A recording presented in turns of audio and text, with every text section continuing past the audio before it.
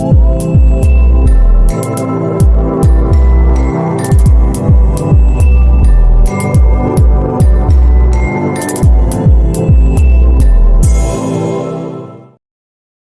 people, how you doing? Happy Sunday to you all.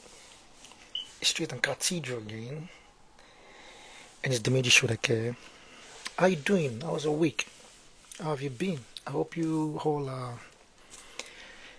you're getting set for the summer parties, more summer vibes, summer concerts.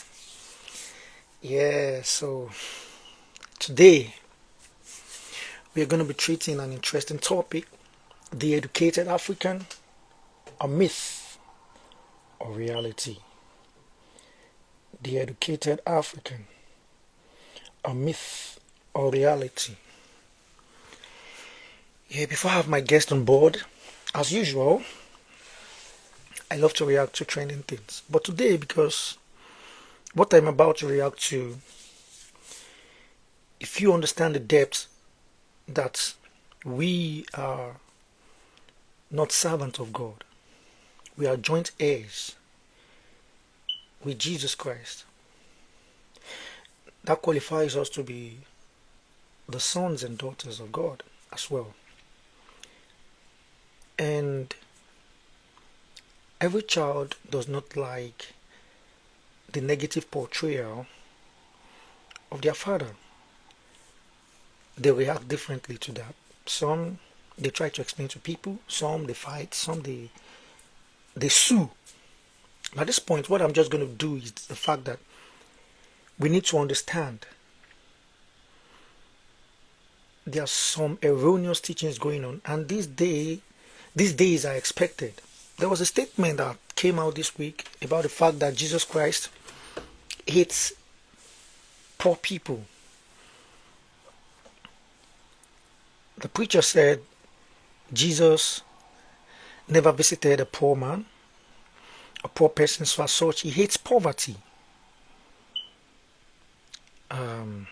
I do not know the kind of Jesus he's talking about, but I'll try as much as possible to explain the kind of Jesus that I encountered, so you don't give into some counterfeit teachings going on out there. A lot of people are, we've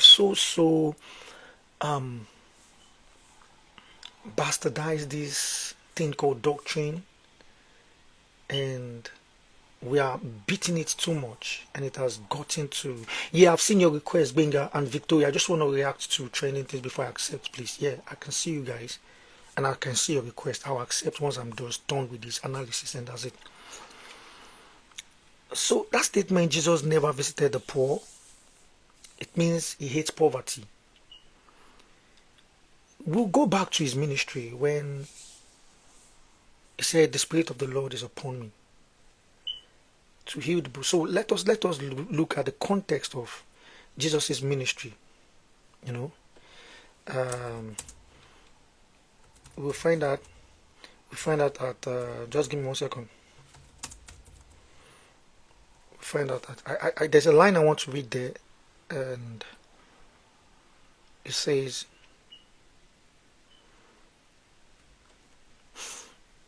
"The Spirit of the Lord is upon me, because he hath anointed me to preach the gospel to the poor." To the poor. So in the order of hierarchy, to preach the gospel to the poor, didn't say Christ is an poverty elevation scheme. Then he said he has sent me to heal the brokenhearted, to preach deliverance to the captives, and the recovering of sight to the blind, to set at liberty them that are bruised. So the Spirit of the Lord is upon me, because he hath anointed me to preach the gospel to the poor. To the poor. So let us look at Jesus' word, because we need to take Jesus' word more serious than anybody. I do not care how you respect your pastor, but this is me reading from the Bible itself. It said, Jesus' word said, do not. So when Jesus Christ was actually teaching, you'll find this in Matthew chapter 6 verse 19. Do not lay up treasures on earth, So why did Jesus Christ make mention of this? And before anybody tried to start giving you some kind of depth, some kind of, oh, it didn't mean that way. Nobody can speak for Jesus, please. You are not Jesus. These are very plain words. Do not store up treasures, yourself treasures on earth, where moth and venom destroy, and where thieves break in and steal. And Jesus also further taught us, said, seek ye the kingdom of God first and his righteousness, then every other thing will be added unto it. So how can Jesus hate poor people? Why have we reduced the quality of gospel to monetary value, monetary gain?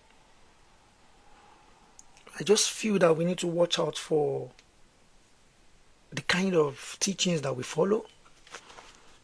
We have to take our salvation very serious and our life after this. And I'm also using this moment to pray, to speak to someone who we face a lot of challenges as Christians.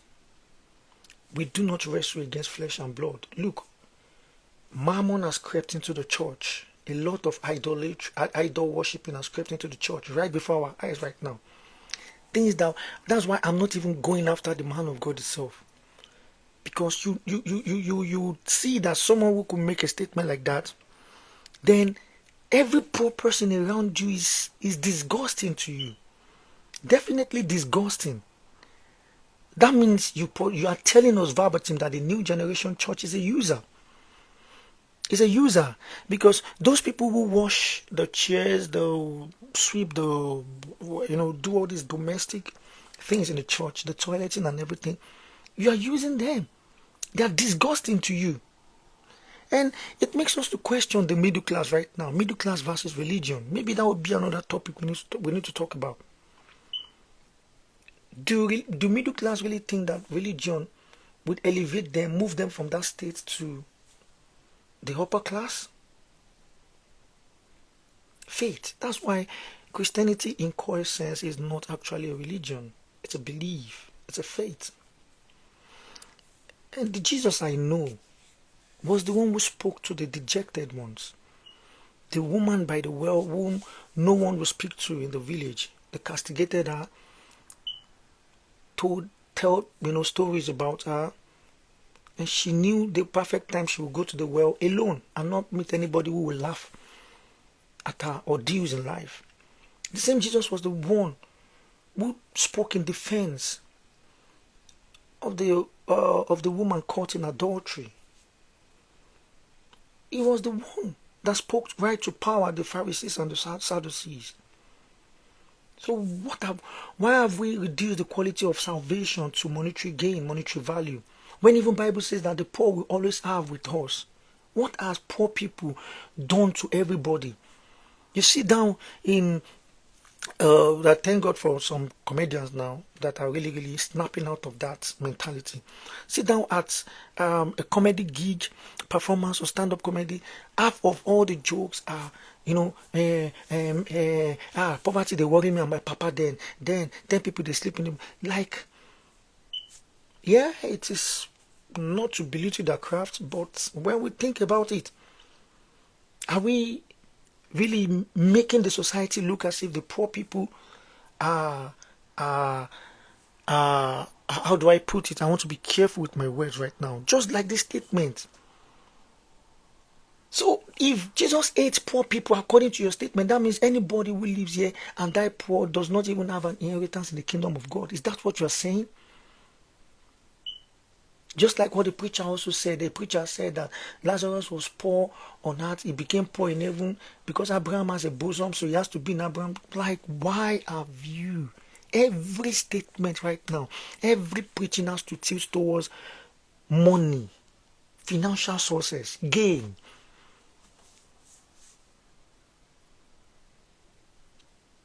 The other day I was still, trying to speak to my pastor because the journey of my life, I went to Egypt. And this same Egypt, we went to a church in Egypt where those people, it's part of their tourist attraction in Egypt. You can browse it. There's a church, they'll tell you this was the well. This was the place they eat Jesus and our mother. That means when they fled from Herod in Israel, those guys still sent spies or assassins after those ones that fled to Egypt. And Egypt was still proud to date that they hid Jesus here. This was the refuge place of Jesus and his family. Jesus Christ grew up in his early formation years are in Egypt. He went to primary school. That's what it means. He went to kindergarten in Egypt. So his early formative years were in Egypt, Africa, bro. They cut that out. We don't know his early years. So you never knew if Jesus Christ had actually even stepped in on this land called Nigeria. You never knew because those years were detached. But saying this right now seems like a blasphemy to you because anything that comes from you naturally, you don't like it. It's evil. It can never be. Why? And this same Egypt, when I went back to my country and in my church, and that's we still every power of Pharaoh, die, Egypt, the Egyptians are, and I'm saying, wait, slow down. Every good person in the Bible had connection with Egypt. It was at a particular time. And this Pharaoh is a titleship. The king you had issue with was Ramses. His name was Ramses, for heaven's sake. And we need to be intelligent enough to understand. And they say, no, it's like a Babylonian system. Egyptians start saying, okay, now, if Jesus Christ has become a universal, we can accept. And there are churches in Egypt. That's the funny thing. How do you go there and start praying out just such a prayer? And these are the people who are giving you depth, that are giving you Rema, new revelation. There are Christians in Egypt, for heaven's sake. And so, if Jesus Christ has come for all and sundry, how do you now start teaching your congregation things that destroy a whole set of people? Have you not heard? Have you not read in your Bible that even a prophet himself didn't want an entire Nineveh to be saved, but God said, no, I am the one who created you. I want these people saved. Why do you think? Why do you talk? Anyways, let me just accept my guest. I just hope I'm speaking to someone we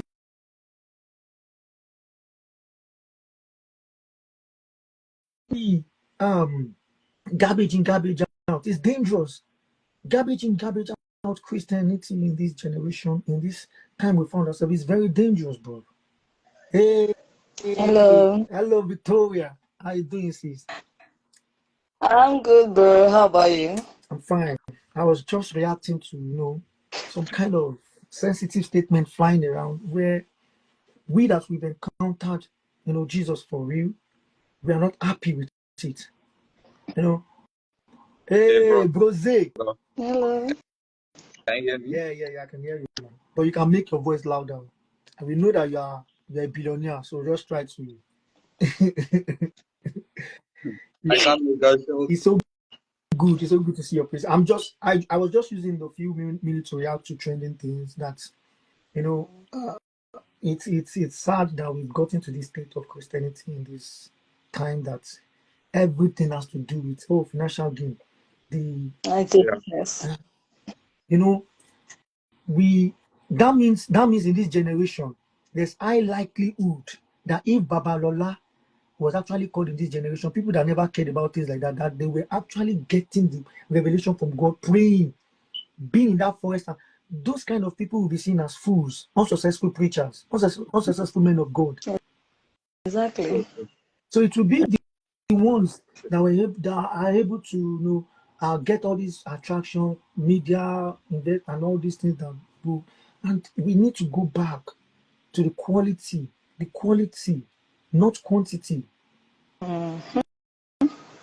Very Anyways, true. it's nice to see you both. It's been a long time coming for both of you, though. Long time. Not to be here. Not to be here. Yeah, I'll do the I can't hear. introduction. Man, it took me how many months to get both of you here? Jesus Christ.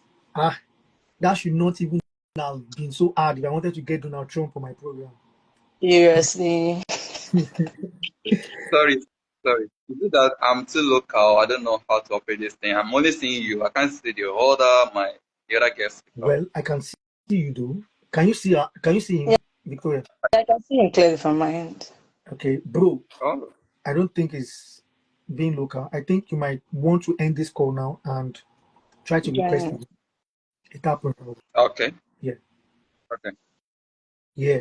So today's topic is the educated African, a myth or a reality. A lot of things have been flying around these days, sort of erroneous. When most of the time when you come to this part of this world and they start asking you questions as if you know, they say, you know how to speak English very well. I'm like, save Jesus Christ. And as funny as it is, uh, Chimamanda Adichie also experienced such when she was on interview at some point when the the interviewer asked her, "Oh, are there libraries in Nigeria, libraries in Africa?" And she was like, "I think it reflects bad on France that you ask such questions." Well, as much as we are clapping for Chimamanda Adichie that she represented well, we need to ask some questions as well as what Yeah. being educated is. Do we actually reflect, what education actually, portray? And when they say, "Oh, this person is an educated man or woman," what are the criteria? What are those in-depth things that we need to trash out from this conversation? And that's why. Who else can I call to this conversation, if not the intelligent, eloquent, IP. powerful? Before I give you introduction, I met this amazing lady while in Egypt. Very, very peaceful woman, smart. When I say smart, please make sure you register that in your mind with capital letters, not small letters. Smart. Yes. She's, you know, remember when we were talking and you told me you had connection with even them patients. Good luck, Jonathan. Yeah, you said something, maybe your auntie, whatever. In a way, there was a connection. I remember, but Hmm. maybe you said your auntie knows her, whatever, whatever. I don't know. Actually, I remember you mentioned Patience Jonathan to me, to my hearing. yeah. We had conversations around, life generally, the future for Africa. And here we are discussing still on Africa. So I think Africa is going to always be a moving conversation. This is Definitely. Ituma. Victoria is a robotics engineer, uh, educationist, a STEM director at Center for Innovative and Pragmatic Initiative, a 3D generalist on African stories, and of course, she's a woman leader, a youth advocate, an advocate for women empowerment. And let me say, I appreciate you for joining this program, and you're welcome officially to Streets and Cathedral. Thank you very much. I'm really honored to be here. Can you see the both of us now, bro? Oh, Can you? I can see you. I can't see myself yet. You Yeah. just covered the camera now. I was seeing No, I did not. you. Okay, wait. Do something turn around. Okay. Uh-huh. Can you see both of us now? Oh, I still can only see you. I can't see Should her. we proceed, or you want to make sure you see our face? Don't worry, I can see her face on my other device, so we can Okay, all proceed. right, all right. So this Yeah. is Gbenga Oyewole. Hmm. I am tempted to say this happens to be my bestest friend in life, bro.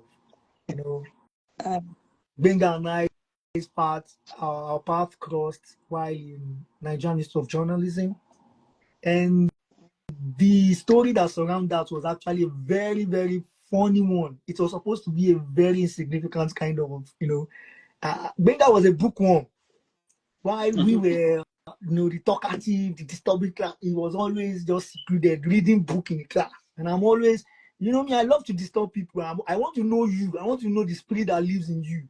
I want to know if it's the spirit of God or otherwise. But, we connected, to cut the long story short. And it has been a deep, deep brotherhood ever since then, where Benga would come to my house. He was accepted. I went to his house. I was accepted. And we became brothers like that. Although there's a sad story to that, and it still hurts me to date, is that I would have bet my life on the fact that I would be Benga's best man on his wedding day. And I need someone to help me break that jinx. I have never been anybody's best in any wedding. And I am a man of many friends. I'm serious. But Gbenga's own, it hurts me to my bone marrow till date. Because that was one of the events I've been targeting all this boy. This one is very certain. Right, that was Gbenga founded and we founded what we called Education with Purpose. The name changed into African Child's Development Network. And yeah, because we need to widen the scope. Education with Purpose back then, Gbenga was in Dubai. I would be the one to be sent to Ghana, to install the library, Education with Purpose library in Ghana, 2019, which is a privilege I still appreciate to date. Gbenga is someone who is deep. He has a foresight that you cannot ignore, And I think we have something in common. We are people who could project into 10 years from now. We talk about 10 years and even 20 years from now. So you don't find such friends, they are not common. And that's one of the things I love about Gbenga. We don't just think about instant gratification. We have this long-term thinking, long-term mentality, and it has paid off for us. But one amazing thing that I envy about Gbenga is the fact that he has always been someone who likes I thought he loved the shortcuts then. Gbenga has always been the computer guy who always find a way around computer. For Gbenga to take himself from that kind of traditional way we grew up to now become a tech savvy tech guy who is now working from home as a tech guy, man, that's applaudable, brother. I'm proud of you. It's like Gbenga was prepared for this generation. And now I need you to hint me what is coming in the next 5 years so that I will be prepared too, bro. And practically, I think Gbenga deserves to talk on this topic. Like I said, we founded Education with Purpose together. He's the founder, I'm just a co-founder. And it has moved to African Child Development and Education Network. So Gbenga is passionate when it comes to education. We've both been passionate about it. And for that reason, I think both of you deserve to be on this, on this conversation. And Gbenga, thank you for saying yes. Of course, you have no choice. And you're officially welcome to Street and Cathedral. Yeah, thank you. I really appreciate it. It's been a long week coming together. Yeah.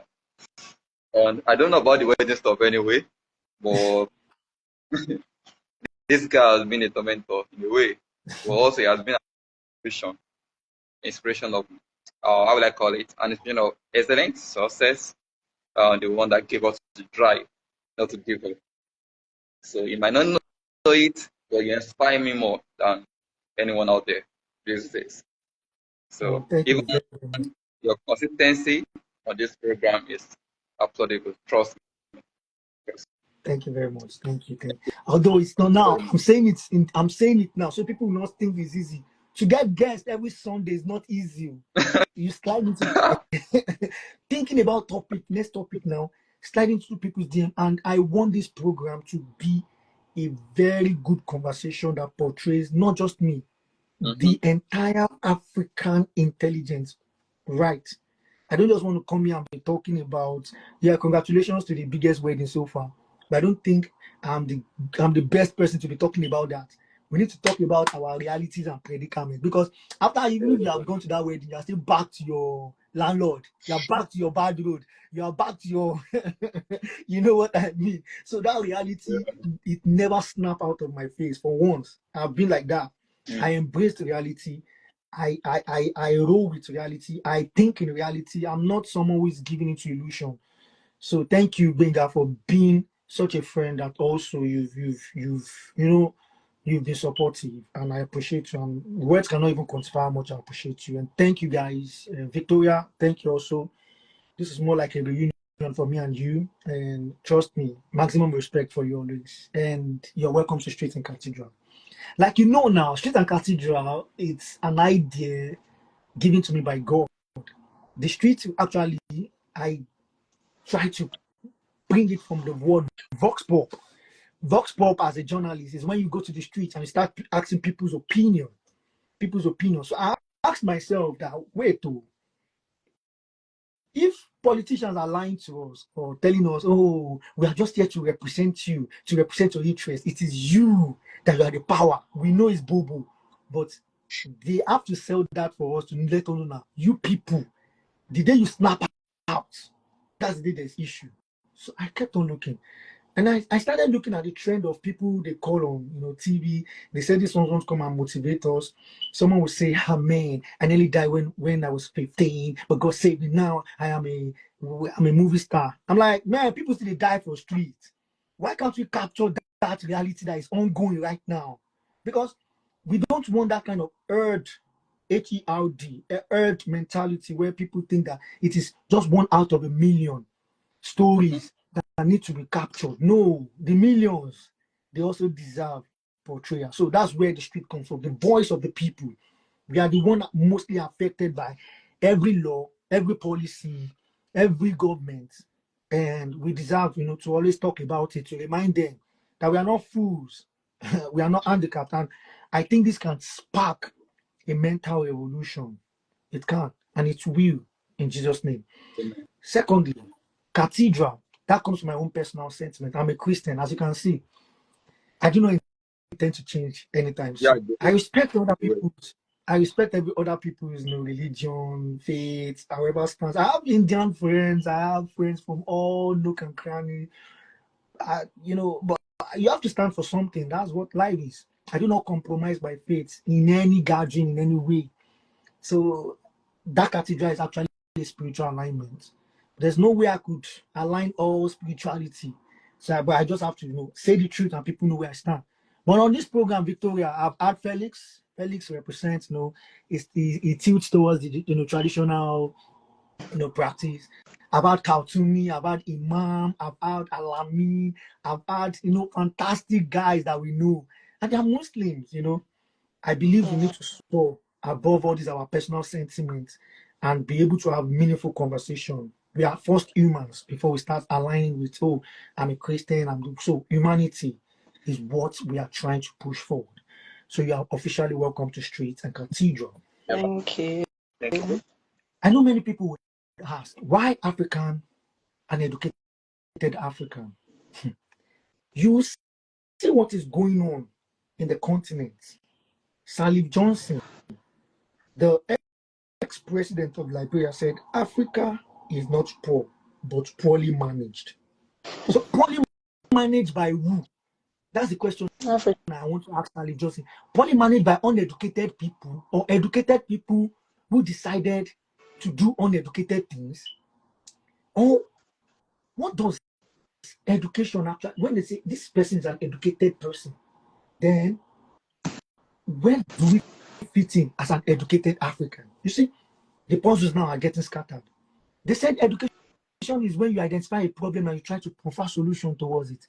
Obviously, Africa is with an array of problematic situations going on over the continent right now. And we have the African Union, ECOWAS, a lot of organizations here and there. So we ask, what is actually going on? So let me first ask you from the historical context, and I want you to jump on board based on your punctuality. That means, Victoria, you're going in first. In your view, how has historical framing of education in Africa as primarily Western-centric influence contemporary perceptions of what it means to be an educated African?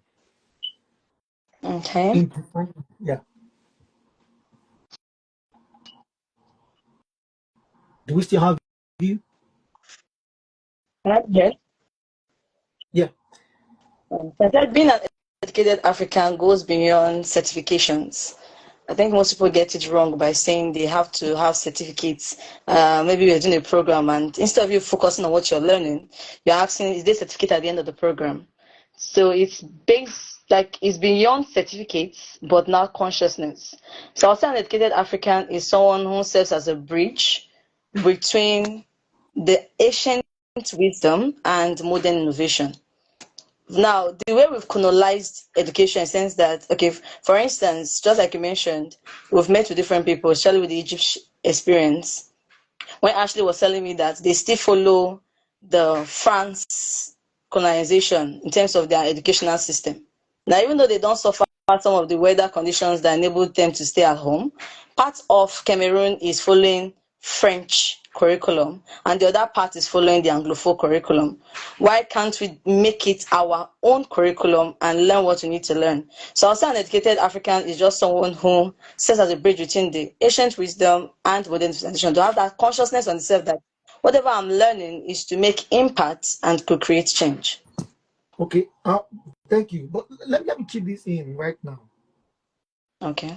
When I saw your portfolio, robotics engineer, STEM, I would have thought, why didn't Victoria delve into something conventional, projecting it to something that is contemporary right now? You must have something deeper that you want to dish out, and provided the fact that you are even a woman. So, how did you attend such education in this? Yeah, we know that there is no robotics engineer in any university except maybe you are the first set. Just let us know. How did you consciously educate yourself towards that end? Okay, so I studied in the University of Benin electrical electronics engineering, and I saw everybody was tilting towards electronics or electrical. And I noticed the divide. In as much as we have electronics, we do watch movies where we're seeing robots move around. And based on the way educational system is in Nigeria, it's more of theoretical than practical. So I was fortunate to go for a program where we had to meet different girls. It was an NGO I worked for back in the uni. And we had opportunity to meet different girls across the African globe. And one of them was from the same Cameroon, Farida. And when Farida was opening a program, Lavariel, and I was like, what are you using for circuit design? I was like, that's what they teach them. But back then in uni, we were being taught C++, and it was not practical. The man just told us that if you know where your commas, your semicolons should be, you know the right prompt, you know how to put the right tags, just put it there. And I said, I'll get you to lend me the software and let me work with it. And I went online, searched on YouTube and every other thing. I got myself educated with it. Okay, really, I can do this. And when I got back to Benin, I met my classmate who was from the Polytechnic. And he was like, so he saw me working on it and was like, wow, Victoria, I want to do this one. I was like, do you have an idea about what? He was like, okay. Then he could get me some of the circuit boards here in Benin. I'm like, really? There's a place in Benin where they sell circuit boards? I was like, yes, there is. I'm like, okay, no problem. So that day, I paid for his tiffy and said, let's go. And he was laughing at, am I really serious? That I should focus on the electronics we're learning. I'm like, even if I'm going to learn electronics, I want something that makes me more equipped for what I want to learn. And You when don't we want to got be a to the NEPA. market, You don't want to be a NEPA. we don't end up in being NEPAs. There's a whole direction from electronics than being NEPA. So when we got there and I saw a lot of things they had from their window boards and everything, I got very, very interested in learning it. Now, one thing about me is I don't learn because I feel there's a monetary end at the end of the day that I'm going to make money from it. But having that education alone makes me feel more bold and conscious that, okay, what can I use this to do in the environment I find myself? So I got it, learned about it. So one day we went for an outreach program and I opened my bag to bring out the system the kids learn with. And the child just saw this and I was like, man, what is this? And I told her it's used for making robots. And that sparked her interest, like, okay, wow, this and everything. So I'm like, okay. So which means if this child could learn this thing I'm learning in a very early stage in her life, she could do so much with it and everything. So I started an initiative of having kids learn these robotic skills over and again. So with the basic knowledge I learned from my own for self-learning, I was opportunity to meet a boss who majored in robotics engineering outside the country, and he put me through, and that was it. Well, that's a very, very, thank you for sharing. And the things you've said a lot, but I love the fact that you hammered on self-learning. Thank Yes. you. Let me move to you, Gbenga. The same question for you, but let me also, bring you deeper, because that was a very brilliant opening speech from Victoria. Gbenga, you, last time I checked, You are a trained journalist. How did you find yourself being a tech guy? What happened? Did you go to another school that you didn't tell me? Did Dubai you went to? Did you went to go and study tech that you were lying to me that you went to work? What happened, brother? Yeah. Well, let me say I learned into my vision. uh, I studied journalism anyway, but what I studied in school is another, let me call it an added advantage to what is going on in the world now. Mm. Uh, and everything is about passion and being able to run with a foresight of what is becoming and trying to create a space for yourself in it. So I think I got involved in tech when I began, even it was even before I traveled. That was during my youth service. Ideas keep jumping at me, creating applications. I don't even know how it's gonna be. So I started drafting it down.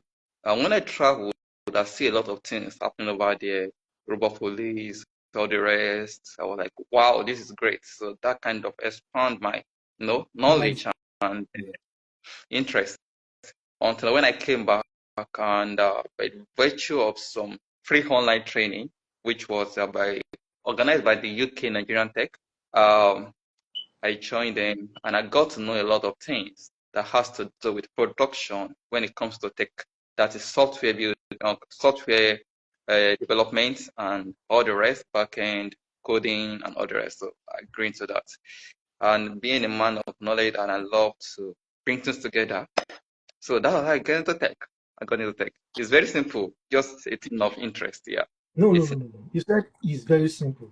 What yeah. you just said now, um, it's quite laudable to find yourself in and to groom yourself in an environment where you know.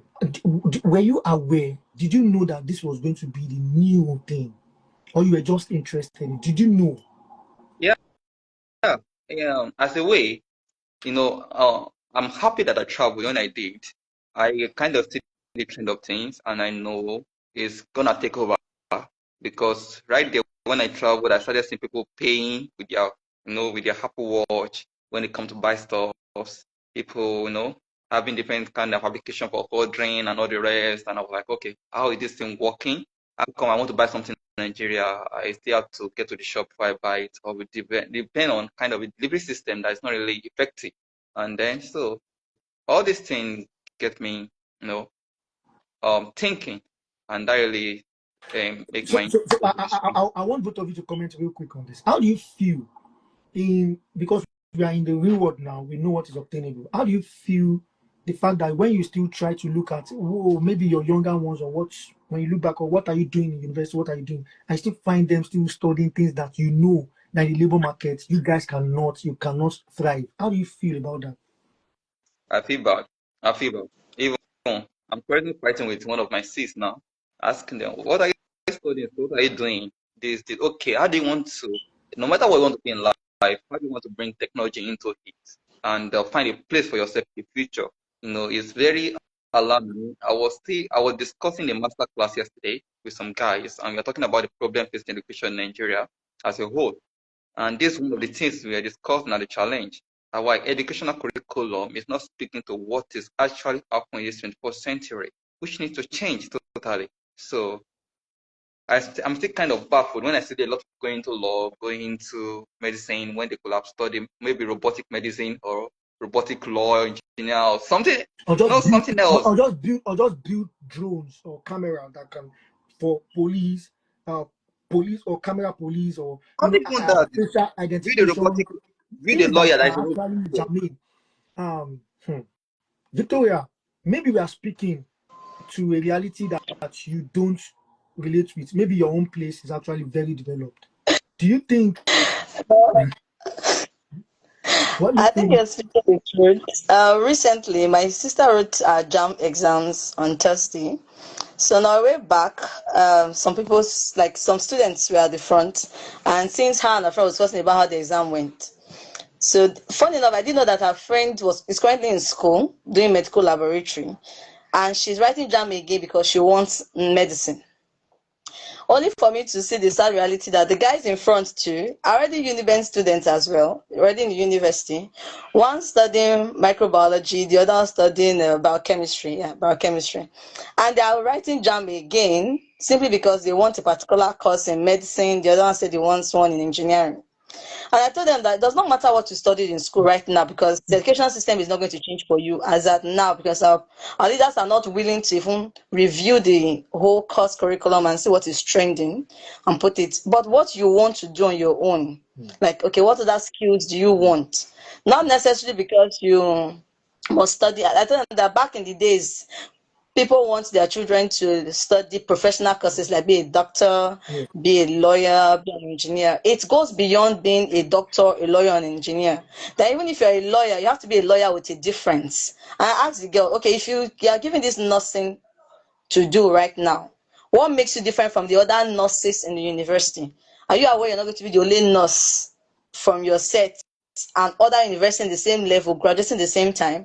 And they all kept mute in the bus. I'm like, writing JAM over and over again is not a prerequisite that you will turn out to be, let me not use the word successful, but I have no other You are choice. But in that definitely ways, right. Look. To be honest with you, if I was in university right now, I would have loved to go for, and I think Benga we share the same thing on this. Would have loved to go for maybe cinematography, editing, something that we know that okay, oh, if Benga is the one shooting Christian movie, whatever, me I can collect all these hip hop, whatever, do this cleanliness guitars, you know, and these are the things that are because, bro, how do you go study English right now? I've always been laughing in my class that the only aspect of English that makes sense to me back then was literature. Like I don't want to speak like a native. I don't want to do calm down. I don't want to, because I know that those things does not matter on the table of we making deals, $1 million deals. An English person is not going to refuse you of a meaningful deal because you are not saying calm down. You're not articulating well. They will actually open their African ears to understand you. Oh yeah, we can do that for you, Mister. They will change their tone for you. So well, Seriously. but let's look into the advantage of indigenous knowledge, because most times I feel that Africa is positioned to be advantageous in this. Our leaders are not just saying it. A good example is Tasa.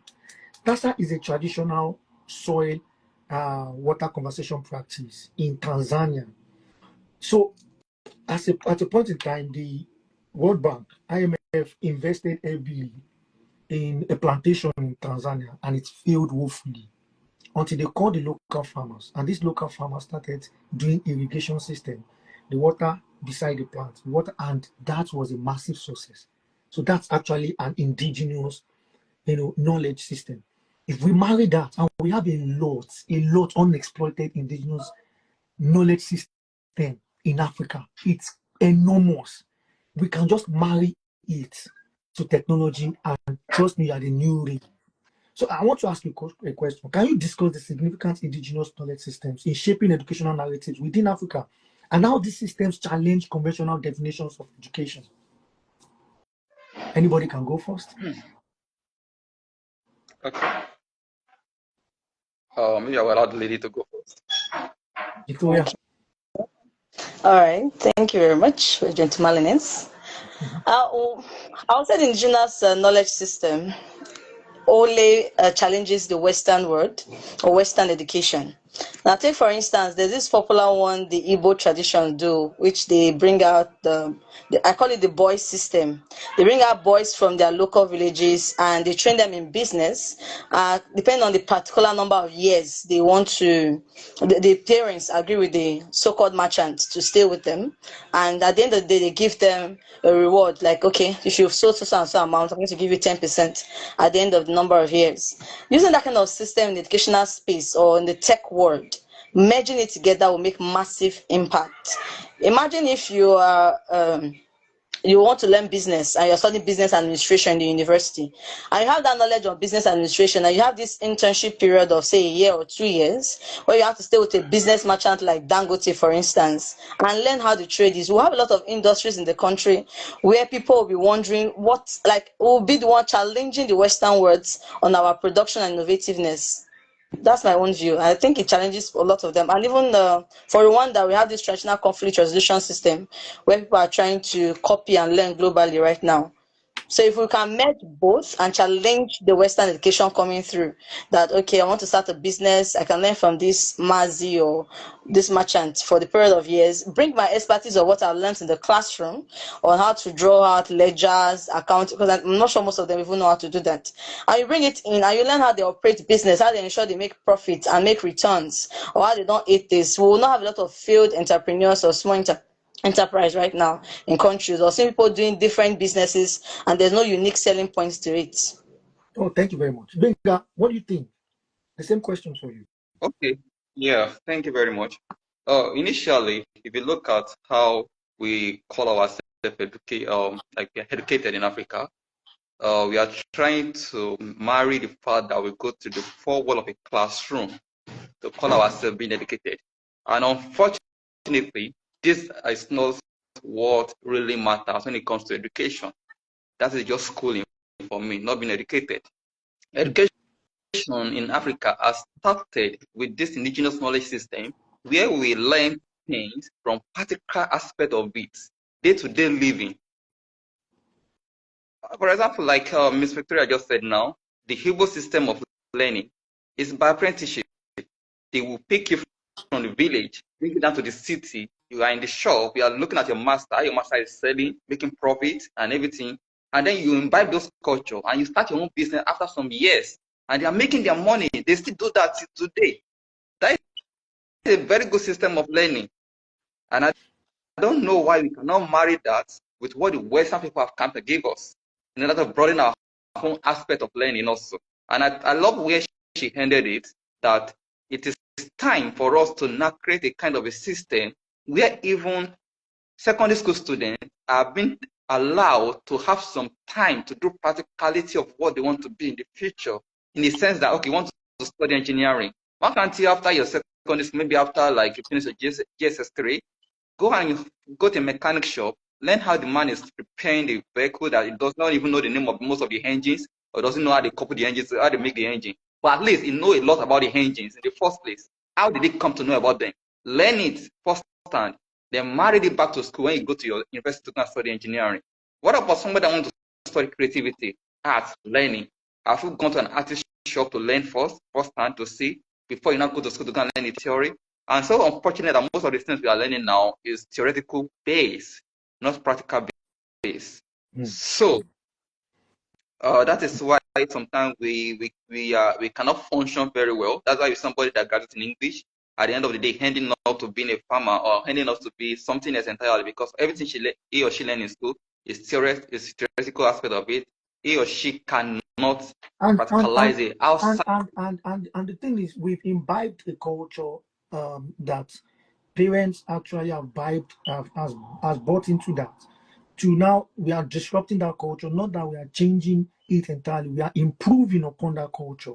To say that, yeah, to give your child to knowledge, to training, something that would actually serve as a livelihood for them. It's a very good thing that it doesn't need to be stopped. But what we are saying that these things are not, related to this contemporariness of the world that we are right now. And the world is actually changing at a very fast pace before our very eyes. The world, I said, we millennials right now, the world has changed 4 times before our eyes, and it's still going to change. And we are not even starting, we are not even yet 40, bro.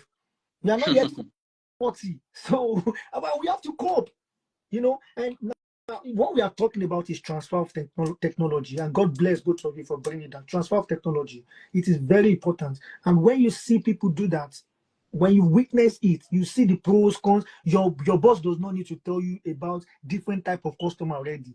You know by your boss handling some people. Some people are easy customer. Some people are coming back customer. I don't think this thing was there before. You know already. Your boss does not need to stress, because he said, "Show me, and I will never forget." And it is by that. Now, you know, civil engineering students that you didn't take to go and see how a road is being tarred.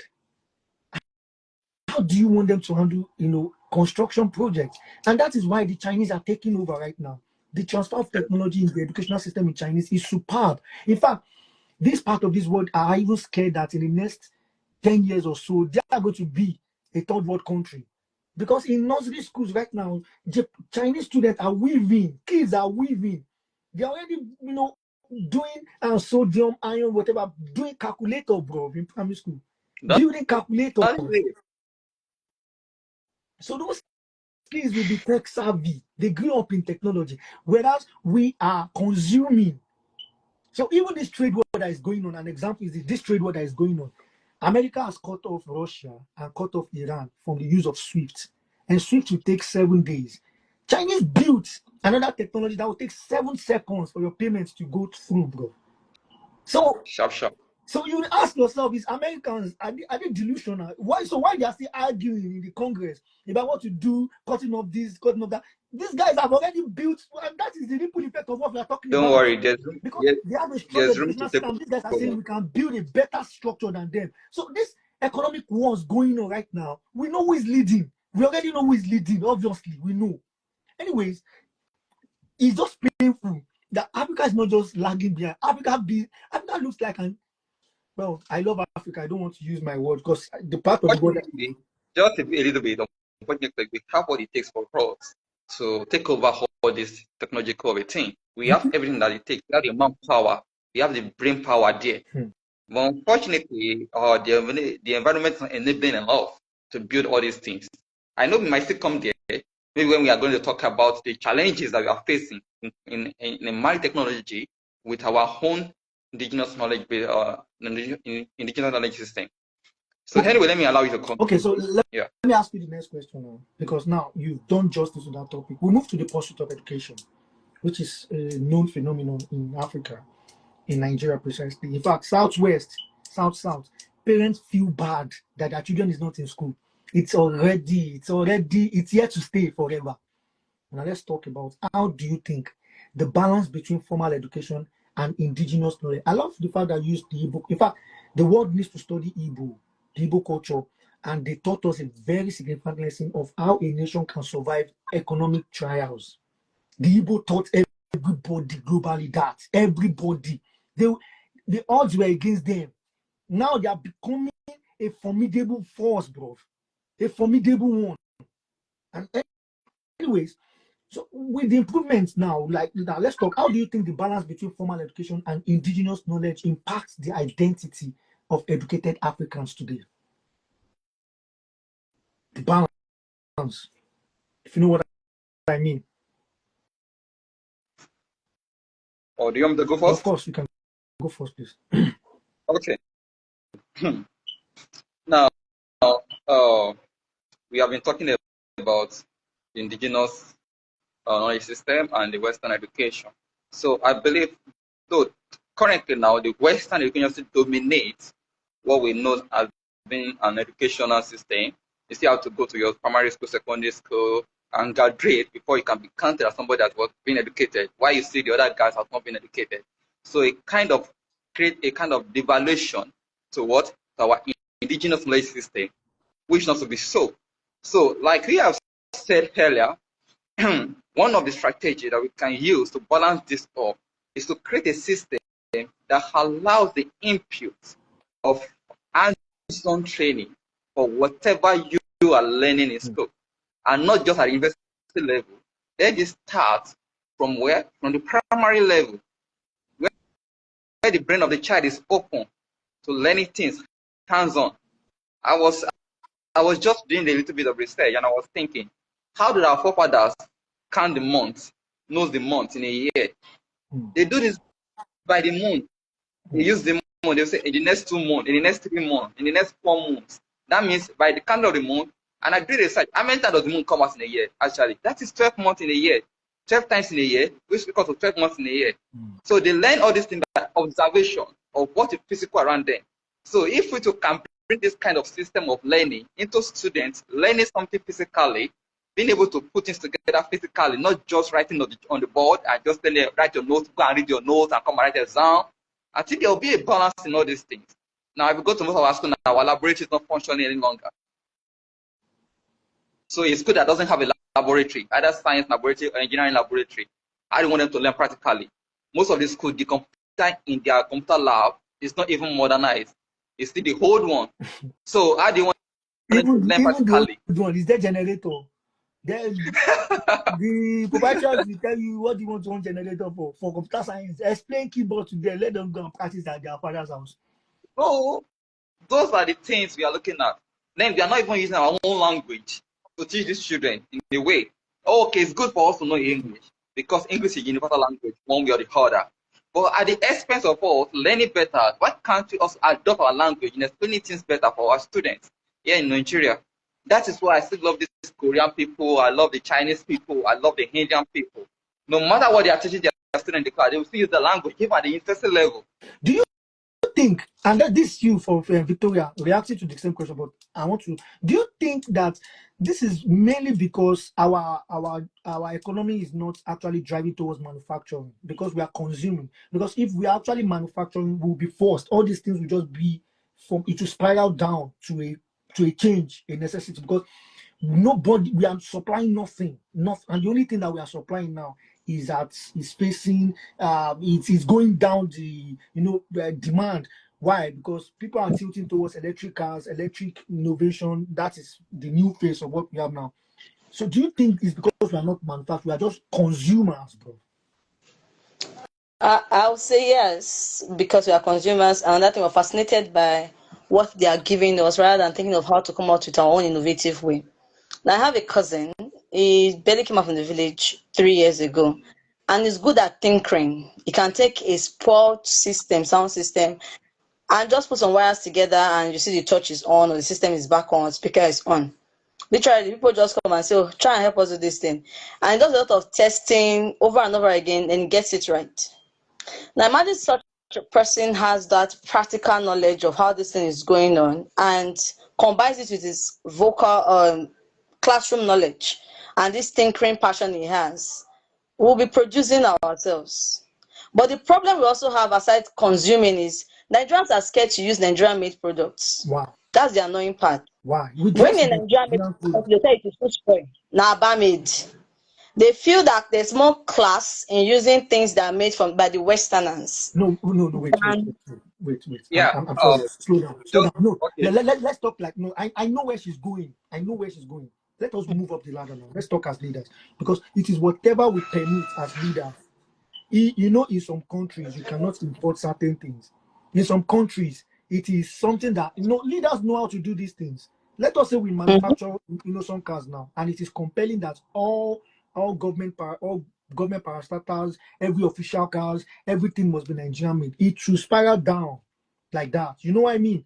So even when people are trying to say Nigerian, it will create healthy competition. Because now when they say Abba is already known, right?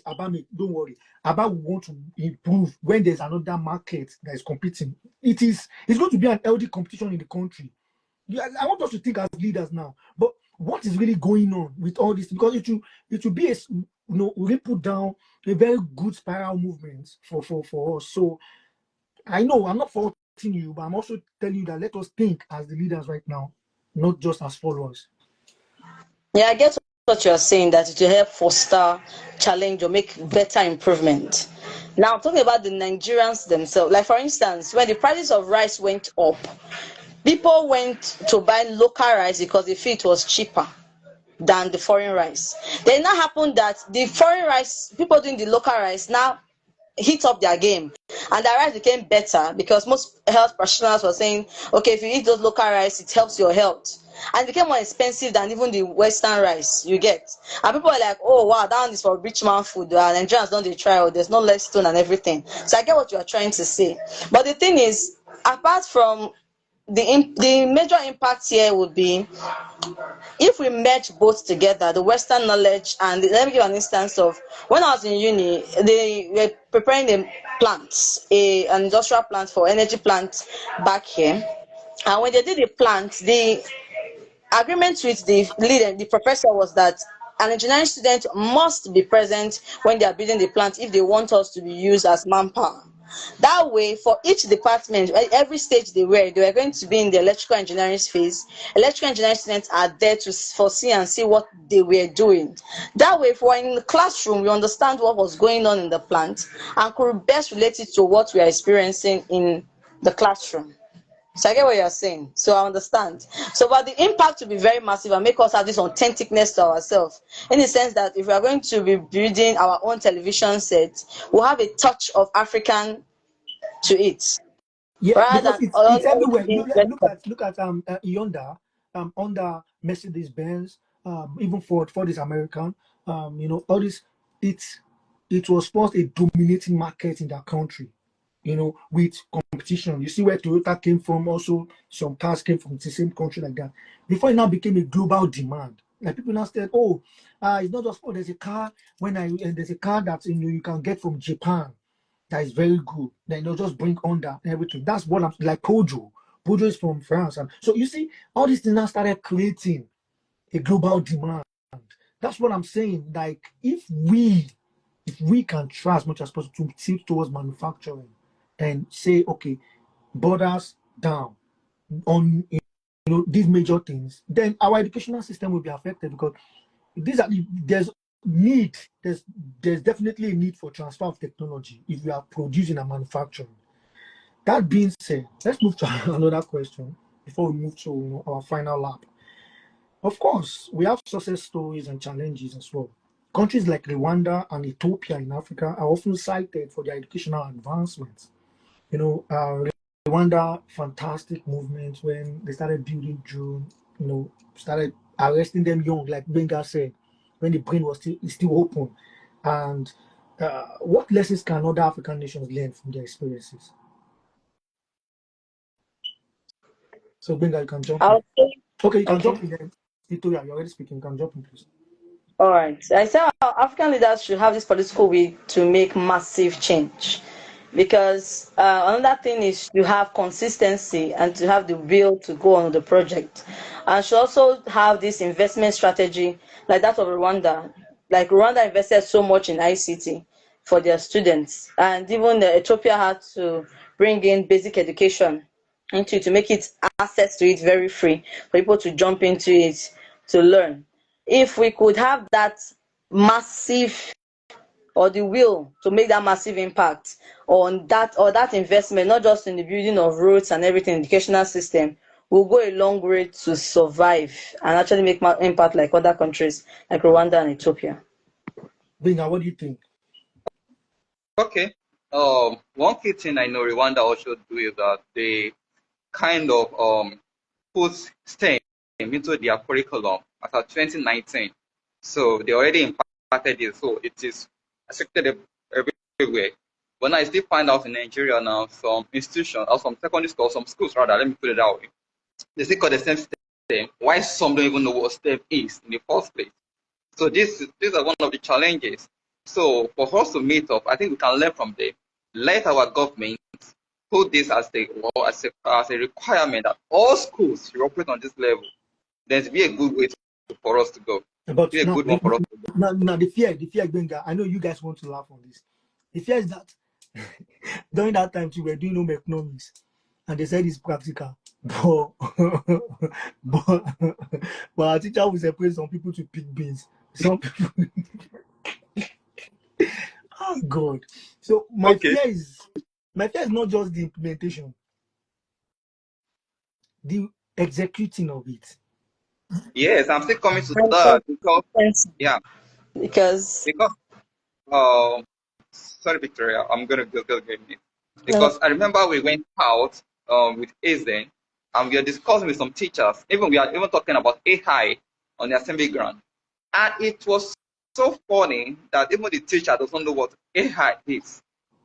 A guy was on my program last week, Wale Bakari, you know him, Victoria. He said they went to a school and they went there. They taught them how to do all this robotics thing and everything. And the physics teacher was saying, the years of his teaching, this will be the first time he's going to see something very bad. So these are the things we are Listen, so we first need all this teacher reorientation and or up skills. Yeah, you're right. That is just the first place, because if you don't have it, you can't give it. You need to have it for we can give it. And people are passionate to work in the national orientation industry that actually want to, like national orientation of Nigeria, like that, the industry, ministry. I mean, they don't work there. People like Victoria, people like Gbenga, people like me should be there. We want to do something. We want you to sweep across the length and breadth of Nigeria. In fact, we want to even go as late as get all these Amajiris kids. Let them come in an evening free class. Let them come and see how they can do toy car, as little as toy car that can move. Yeah. But all I these think things right now, as we are speaking, it is people that are not passionate about this kind of thing, that work in this industry, that work in this ministry. Yeah, one of the problems we discussed that are around that is that the enumeration is not equal to the passion that people are giving out. Now, people that have passion in education, truly, they don't want to go into teaching like as a work. They might want to do it on a part of a part-time or voluntary aspect, but not as their main job. Would you Because blame the them? remuneration, the money they are getting from it is not enough to sustain them. Yeah. So it's a big thing. I would remember that you and I, Gbenga, we've once taught. I don't know about Victoria. We once taught. If we have been teaching since then till now, do you think we would be capable of getting married? It's the truth. If I look at my picture when I was teaching and now, it be like saying I like the teaching now. Then I wasn't teaching. so it's crazy. And now we want to make Nigeria work. Those people that are sitting on the helms of affairs, at least let those people passionate about the country. The people that don't care about power, they are not fighting for all these your seats. They are passionate about impacting people. Why? Because someone like me, if I didn't make it out of that slim chance that I made it out, and I want to go back and widen the gap for millions of kids to pass through. And I know your story, Gbenga. I know your story, Victoria. Same you want to do. But no, it is who sent you? Where's the letter? Who you sabi? You get leg. Must have leg. Exactly. Anyways, now That is system. let's move to, because we've covered almost all the questions. I wouldn't lie to you. In fact, yes, Victoria did justice on technology and education. We are talking about the fact that technology, we can't escape technology. Right now, we are not, I don't need a physical studio. Both of you are in Nigeria, I'm in the UK. We can achieve this podcast. I've been achieving this podcast, having people from everybody on this platform through the use of technology. And one way this podcast have been educating young mind as well, still the use of technology. There's no way we can escape technology. So let's talk about technology and education. And this will move us to after this one, we'll move to the last question. How do you envision technology transforming educational landscape in Africa, especially with this rise of digital learning platform? So what challenges do you also think that are existing regarding this, equitable access to technology in education across different regions of Africa, where we know that what we are even discussing, urban kids can relate. What about the rural kids? They don't. Me and you know, we both know that some don't even know what is called Instagram. Some cannot even afford a very good mobile phone. How can we bridge this gap? And these are lives, future needs. Now we are complaining about the rise of banditry, rise of insecurity. What do you think are the kids that are involved? Do you really think they look like me and Gbenga and Victoria? I said something the other day that when rural kids start getting into crime, then you understand that the nation is going to shake. The biggest wall crime criminal, go and check them. They are rural kids, bro. El Chapo rural, Griselda rural, Pablo Escobar rural kid. You can't escape, because what is normal to you is luxury to them. Victoria, that hair where you wear, where you think say no normal, you know this. If then pack that your hair, may they remove her. They will take it to their second wife. Yes. What's not going to find on my wife? More cut that hair. So every simple thing that you don't appreciate in the urban center is luxury. So, but we are not here to come and banter because as a leader, as a nation, those kids are still the responsibility of, and we have to bridge that gap. So, what do you think? Let's talk about that technology and education real quick. Victoria, you can jump in, please. I think it's very important to actually focus on technology, especially in the rural areas like you mentioned, because my little experience, this is never rural areas, though. This is just like students in secondary schools that are going to public schools. So one of the initiatives we did back in the uni, we did working to advance African Women Foundation. I was president of the chapter then. I was like, okay, let's just reach and go not just schools around our university area, which I feel that those ones are for the high and mighty. Let's reach out to those far from us, that areas that we're not used to. And we went there, and we have these laptops to come around. We call them lapdoc, where we have to put an external software for them for it to come on, operating system for it to come on and everything. So when we got there, we were teaching them how to use Scratch, which is 2D animation. At least that's the basic tech. It's more like drag and drop. If you can read English, you just drag it and see what you can do by just understanding the English you're being taught in class and apply it into tech. And I was just there talking, thinking, I was like, okay, can somebody show me what's going on? And my girl said, like, Victoria, I don't know the agree touch computer. I'm like, what? And I'm like, okay, let's stop about what we're talking about in class. Why do people not touch it? We're like, auntie, if we touch it, if it's spoiled, not pay. And I was just so quiet. I didn't say. Gbenga. And I was like, the school has computers room. Victoria, And they're like, Victoria, yeah? I cried when I experienced similar situation in Ghana. Imagine. When I told Gbenga, we went to a story library. Then after all these, they gave me cheap tests, and these people are lovely. Oh God, rural people are so welcoming. They are lovely. They are lovely people. I'm telling you. So Because after the evening, I've eaten the local food. They've done all the ceremony. They have to even give me cheap transit title in the cathedral. Maybe that's even where the cathedral came from. Oh, hey, it's just coming back to me now. So they gave me cheap transit title in cathedral now. In the evening, I was just outside thinking about my life. I was just thinking about God. What is the purpose of me being here, and what is really going on? And there's a kid that just came to meet me. I was like, oh, come. He told me that he and his friend has been arguing. I said, well, what's the situation? He said, the friend told him that there's actually a particular computer that you don't need to plug it to the light, that it can work on its own. Do you know what these kids are talking about? Laptop. Laptop. And I'm like, Jesus, in 2019. So anybody saying Africa is lagging behind is just being decent, bro. Yeah, they are being decent. They're being decent. How comfortable are our leaders in charge of lives, citizens, not making a I think they are very comfortable. They are very comfortable. Like in that present school, the teachers who are the leaders of that school sat comfortably in the tree there without knowing what we're doing inside the classroom. They were so comfortable with it. And when we came out and they were like, and I don't finish, and we're like, yes. And then I said, what are people teaching them? And they are not okay with it. And they didn't care to know what. But the amazing part was, hello, can I be heard? Yeah. Continue.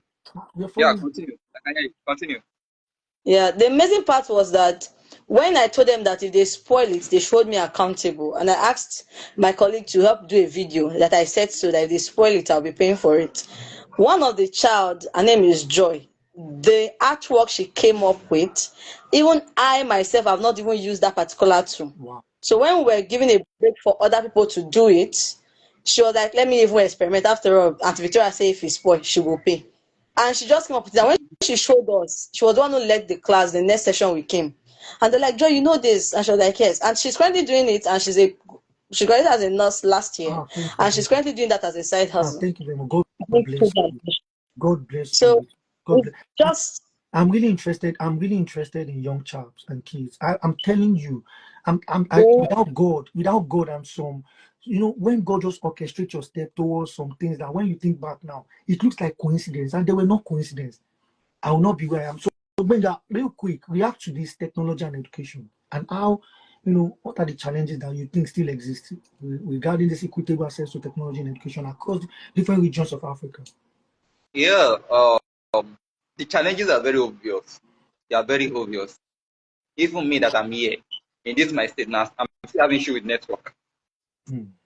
So talking to somebody in rural area, and if you don't have a network, how can you maximize a computer system without a network? You can't. So the major issue is our internet connectivity is not yet strong enough to help us or to aid us in learning more about technology or in developing one for ourselves. We are still struggling with it. And the one that can get it, they are getting at a very high cost. At a very high cost. So this is one of the big reasons why that's making it difficult for us to build technologically. Is a big challenge. Apart from this, all these devices need a stable source of electricity. For somebody like me now, the kind of mental torture I go through when I need to work and I don't have electricity in my home. There's no light. Maybe my gen is not working. Then I'm looking for an alternative source of electricity, which is solar. But do I have to put myself under this pressure if I'm having a stable electricity? Now, in so many areas, they don't have it. So if you give them a system and there's nothing to power it, it's going to become useless in the first place at the end of the day. So how will they learn? So every one of us is not only in the rural areas, even in the urban city, we are all going through this shit, through this problem. So these are very obvious challenges. And the funny thing is, our leaders sometimes, I don't know if they understand what is called this technology, because they reduce it to vocational training. They think when you teach people, what? They are missing it. It's two different things. We are saying technology now.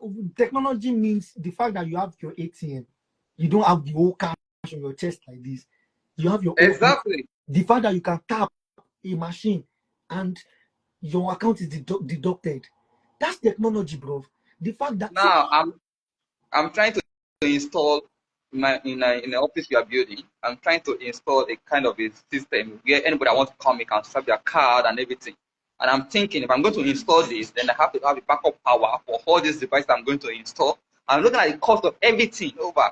Why should I have to think about that? So that is not even possible technology for me to use, even though I know the technology. But I can't use them the way I want to use them because of these resources, because of the environment. So if you want to train somebody now, there are people that have the knowledge that can train, but to even the resources for them to even reach them easily, to train them, maybe if their internet is not there, on how to use, on how to build.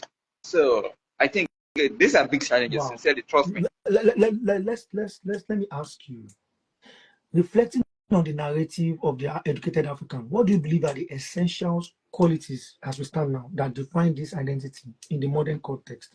For you to say this person now is actually an educated African.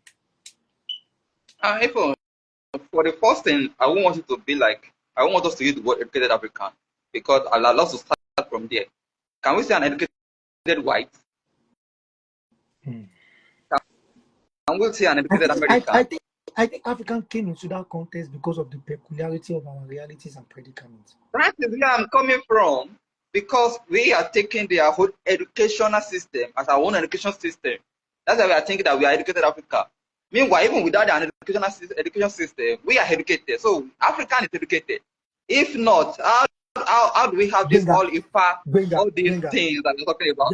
Gbenga, according to Al Maktoum bin Rashid, the leader of UAE, the world is pacing right now. And even in this global economic war that is going on right now, I see no African country competing. I see African leaders just waiting for the winner and go and congratulate them and go and align. Nobody's actually thinking of, it's time for us now to look into this. If these giants could be fighting, then we should build and watch out for ourselves. So that's why I am saying educated African. Why? Because in this context right now, we are not just talking about education that strikes our ego, that actually that makes us feel good, that I am not naive in the world. At least I know the soil, at least I know the palm tree. I'm talking about, moving nation towards also competing in this world global power, bro. Invention, investing into research, bro. So these are the things that so that I'm not trying to be derogatory with that word or demeaning. It's Okay. precise, educated Africa, because I want it to be a focus on an African man, so that even those people in power will know that you can just be a counselor. You are not an educated man.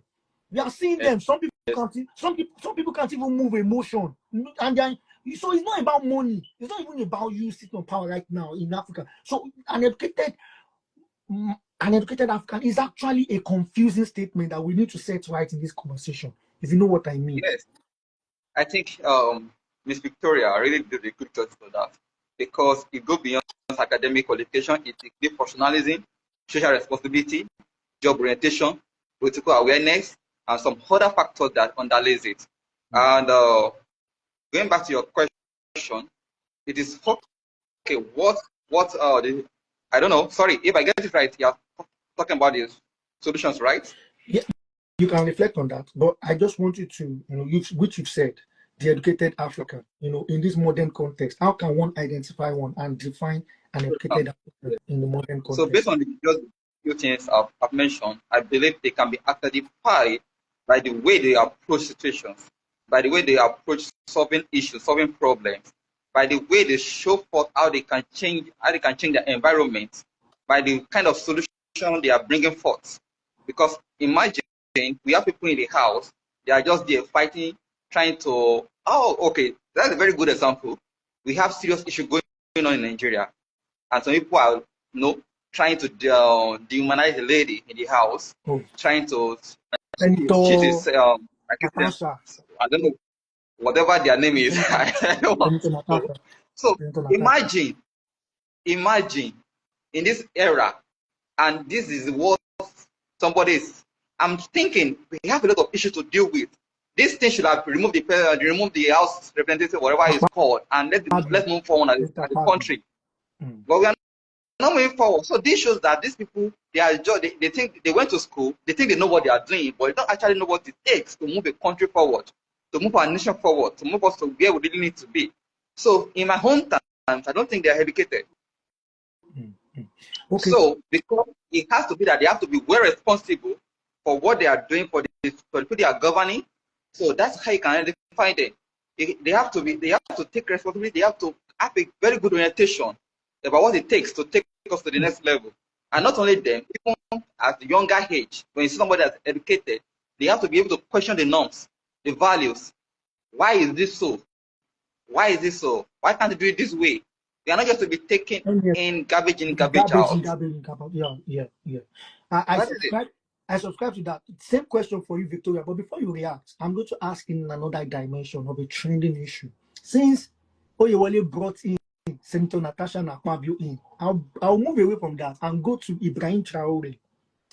Something recent happened, which from United States, where someone said he's coming to come and save God. Why is Africa just full of drama? Maybe the world is full of drama. I don't know. Every week is more like a comedy half hour, and it's like everybody snap. They are making sure you snap out of reality. That's why Street and Cathedral. You have to follow this church. You have to follow this conversation. Anyways, I've listened to two sides of arguments from that. People are calling the general, the black American general, the black African general in America that went to the house to say they should support him. He wants to go and free the people of the land from Ibrahim Traore, that Ibrahim Traore is a tyrant, whatnot. And so the argument against him is the fact that it is always a blackface that they use to, when they want to take out the blackface, just like Gaddafi versus Obama. Now this guy is coming and whatnot.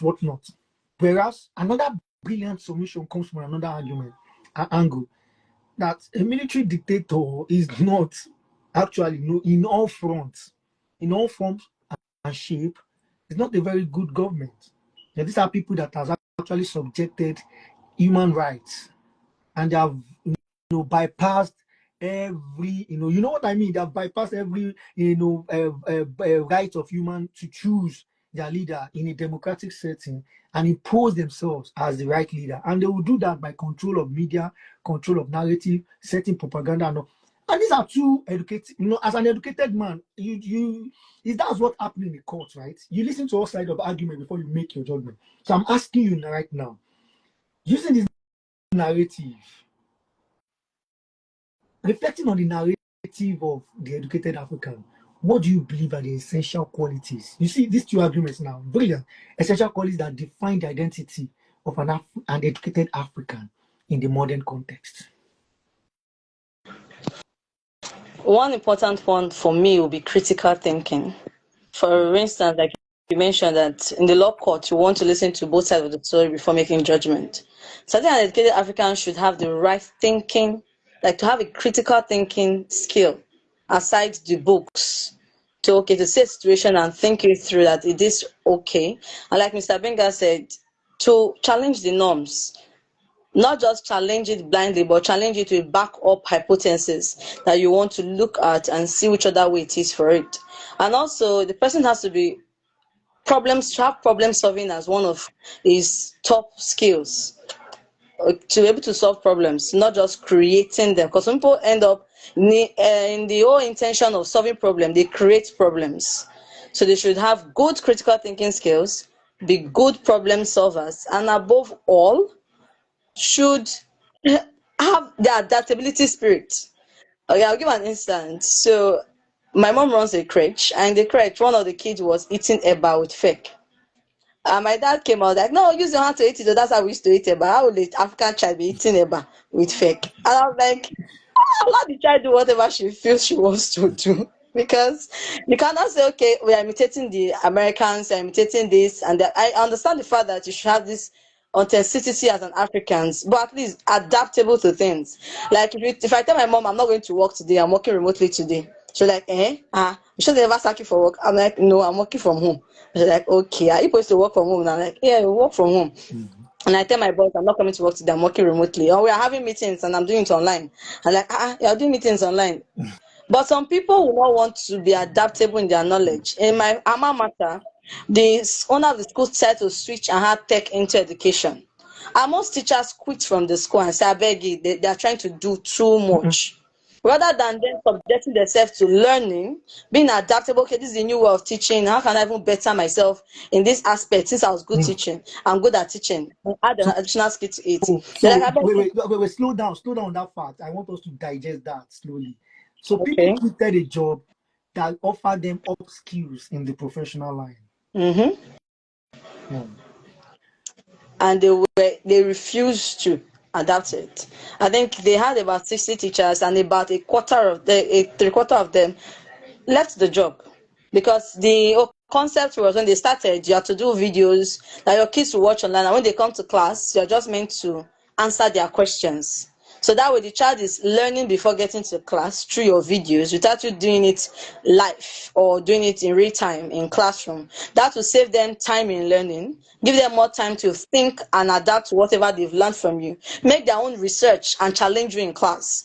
So that says, this generation of kids are very they have questions. Yeah, They want to inquisitive. question whatever you do to them. Oh, sit down here, and the child will ask you why. But try that and ask your parents why. And the next response will be a slap. You would listen to the reason why I gave birth to you, why I am your father and mother. Exactly. They tell you to carry for 9 months, so you can't tell them why. So I think that's what happened with the teachers. Because my cousins said to them like, this auntie that is very good though, she has left, and this one, and they're not having the new generation of teachers coming. But the only problem was those ones also lacked the skills of being in a classroom. Like we mentioned, the educational system. Most people don't want to study education in school. They want to study professional courses, and when they are studying it in school, it's most like they are conformed to it, not because they have the interest to teach and everything. So I feel an educated African, no matter the career, no matter the path you find yourself in, should be good at critical thinking, problem solving, and be adaptable to whatever social change is coming your way. Pick the right ones or the positive ones and roll with it, rather than just shunning it down. Wow. Then we move to the last question. But before then, I want to appreciate both of you. Brilliant submissions, brilliant. This is not a session, it's a classroom. I've learned even myself by asking you guys questions. And I was, before the beginning, I I knew this is actually a very difficult topic, but you guys did justice to it. So thank you. Thank you for making background research. Thank you for all the facts that you presented. I appreciate you so much. So the last question. I'm always asking people, you have to project. Like I told you, Gbenga is one of my very good friends that we've always been talking 10 years ahead. So I'm used to it. If you meet me now, I'm someone who will ask you, what do you think will happen in next? Because we have to be futuristic. This kind of country I found myself right now, it is so obvious that the intellectuals here thought about years they will not be around. Because they wouldn't have left all this system if they just thought for themselves that let me just amass whatever for myself, let me enjoy this my life and pew. They didn't think about their great grandchildren. We wouldn't even dare want to come to this kind of fantastic economy. So let me ask you this question: in your opinion, how important as the continent continues to evolve, as the world generally continues to evolve, and the continent Africa, what future do you envision for education in Africa? And how can individuals contribute to this your vision? Okay. The future and envision, I know we are getting there, and we're actually going to get there. Is when the future is where digital learning is kind of taking all over. I think we already having it now, where teachers now, some even students are being homeschooled, and they are learning from their house. And we have so many teachers now that they are not even going to the classroom now to work again. They are in their home teaching other students from all over the world. So therefore, I'm envisioning a future of education where it's not only about writing, where to be more practicality and something that can be done that will be relevant in the future also. So I'm seeing most of our people now coming up. The whole generation is kind of fading away, and this new generation is kind of aggressive with technology in a way. And our aggression with technology is going to help us to build a future that is digitally based, which help us to be at the same par with other continents in the world. So that's what I say. And our individual role is that we all should not just sit and criticize the government or criticize the one that are doing it wrong. We all should go out there and play an individual role in kind of sensitizing, being actively involved in changing the curriculum, even if the government is not changing it for us. If you have the money to create a school and start doing things in your own way. Start teaching them in the right way. And if you cannot create a school, start going around the schools that are around you and start training them in what they need to do or the right thing they need to know. You don't know, you might affect a lifestyle or a child's life there and right away. Let me add the topic to your last submission, because people would think you sound more like an aspire to perspire guy. He leaves. Yeah, you sound more like it. So he leaves this thing he's talking about, because I'm actually a co-founder on this platform, and to be honest, we've been doing just that. What he just said now, we've been doing that through the platform, going to secondary school, sensitizing. We've touched almost all the states in Southwest. We have some also partners from the South. So I know you are just being modest about. So people say, does this guy think it's easy? That is what we've been doing for the past years. We've been going to school. Not only that, we are planning to start an education system now. Good. Where we can, secondary school children can go ahead and have hands-on training before they go back to school. Good. We can partner them with, if you want to study engineering in future, then we have some mechanics can learn from. If you want to study structural engineering, we have some builders, engineers that you can partner with. So they will be giving a report on them, basically based on month to month or as time permit them, and then we can see how they are improving. From there, we can analyze. Do you still want to go in this direction in the future, or you want to change? And let me see, the reason why I don't want you, that's why I don't want you to sound like aspire to perspire, because those aspire to perspire guys, I don't like them. You get one where they look for. The guy writes book, 30 things you have to do before 30. If I catch that guy, hey, in fact, if I catch that, I'm sure I'll lose my steez the day I catch that guy. And they look for him go. Anyways, jokes apart, yeah, what he's trying to say now is that we are bringing an innovation to educational system, and we want the government to partner with us across all states. Like we said, we are not power free. We are actually burdened, and we are passionate about Nigeria, passionate about the people. So we want governments of each state to give us free hand. There are some secondary school students that actually want to have first-hand experience, practical experience in what they're passionate about. Someone who is going to school, mechanical engineering, should know where a carburetor is. Should know where, should know the basic things about a car. Should see when those things are up, and it's not a shame. So we are going to be the institute, the bridge that doesn't make it look as if they'll say, mama, something don't go put in. No one send the school to, no one said the Peking go university. Don't go put them under training, and you'll be ashamed. No. Now this is the institute where we'll be the bridge. We'll be giving adequate reports. A follow-up will be done, and this is what we will do across the length and breadth of Africa. But we are starting with Nigeria first. And like I said, we've installed community library in Ghana before, courtesy the platform, the initiative, my founder, and I'm the co-founder that we founded. May God help us or not. So Victoria, real quick, reacting to the same question. As the continent continues to evolve, what future do you envision for education in Africa, and how can individuals contribute to this vision? For education in Africa, I envision it to be decolonized. One, to be diversified, to be tech-driven and inclusive. And for people to be aware that education is not just for one person, not just for the government, but individual effort, like you just mentioned. And I currently work in a tech education startup that they are thinking of having a smart textbook for kids. In as much as if I'm going to learn about digestive system, I should see a 3D representation of that digestive system, touch it myself, see how it moves, see how the fluids are going, not just having it in my head and imagining it. I can actually see it, and it tends to store in my memory. So, and it's not just I see or I envision seeing NGOs collaborating with schools to make sure the education system is worthwhile, because it's not a thing for the government alone.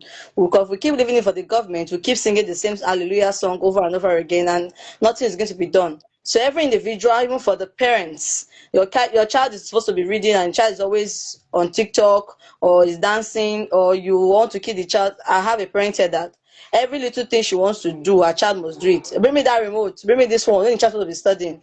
So the child will just stand and waiting for her to send the next errand rather than waste the time about it.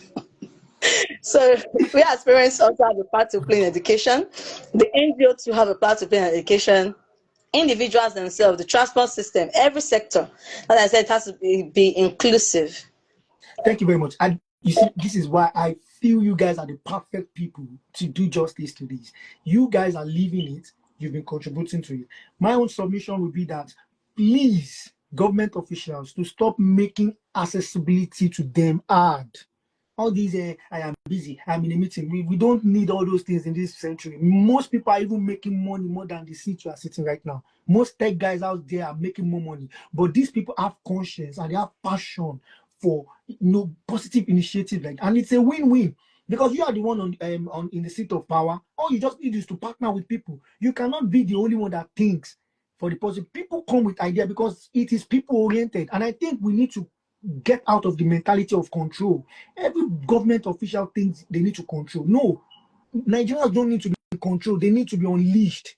We are not animals. Their potentials need to be unleashed. Once you have properly, trained people and put the right things into people. That's what China is doing. You see Chinese people going everywhere in the world now, doing bridges, constructing buildings, doing fantastic projects. You need to unleash them. Unleash their potentials to the world. And reading a few comments, I see Inkem said, aspire to Maguire. Yeah, those kind of things. He said, good, very good initiative. Thank you. And I think that's everything for now. 1 hour, 30 minutes precisely. No extra time, nothing. I want to say a special thank you to everybody that has joined so far. A big shout out to both of you.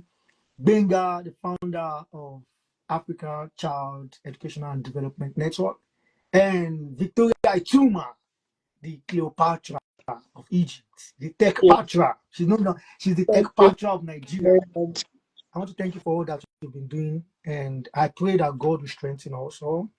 I pray that our dreams will not die. It will arch before our very eyes. I pray that the Africa that we envision to see and we have been partaking in his right move, that we are also going to be the major player that will ensure that these things does not get destroyed by the vultures. And you know what I mean, the vultures.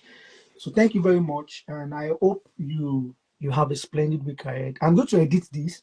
It's going to be on YouTube, Amazon Prime Music, Amazon Prime. It will be on Spotify. It will be on everywhere. You guys are blown already, and I want you to feel free to share with your network and tag all the targetables. Thank you very much once again. Street and Cathedral will come back. We come back next week, and yeah, that's it. Do you have any parting word before I cut it? Any parting? You know that aspire to perspire guy now. Gbenga, give us that parting word. Ambition to vision, so that you don't division. Give us that aspire to perspire lasting word. It's very, very simple. Don't fail us as a country. Don't fail us as a nation. Don't fail us as an individual. Do your best. Oh yeah, Victoria, give us that powerful ending word. I would just say that the educated African is not a myth, like mentioned, but the future of people who are shaping the country and making massive impact. Thank you very much. And what do I have to say? When my friends have said this, all I will just say yes to my friends. And I see you next week. Dimeji Shureke. Bye for now.